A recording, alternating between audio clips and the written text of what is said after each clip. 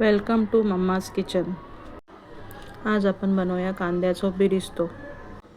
त्याच्यासाठी मी 1.5 किलो कांदा साफ करून बारीक लांब लांब कापून घेतलो आहे। त्याच्यामध्ये एक मोठं टोप घेतलं आहे, त्याच्यात तेल टाकायचा बेस,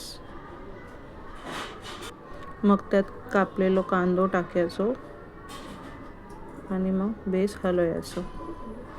एकदा बेस हलवून घेतली की तसंच ठेवायचं। परत 10 मिनिटांनी त्याच्यात चिमची मारायची, बेस हलवून घ्यायचा। परत बेस ब्राऊन होस्तोन त्याला आता सारखा हलवत राहायचं। ह्या स्टेपवर त्याला बेस हलवत राहिलो की तो सुटसुटीत होतो आणि बेस कलर येतं। आणि मग गॅस बंद करून त्याला काढून घ्यायचा, बेस तेल निचरून, मग तो सुटसुटीत होईल। तयार आहे आपला बिरिस्तो। Thank you for watching this video.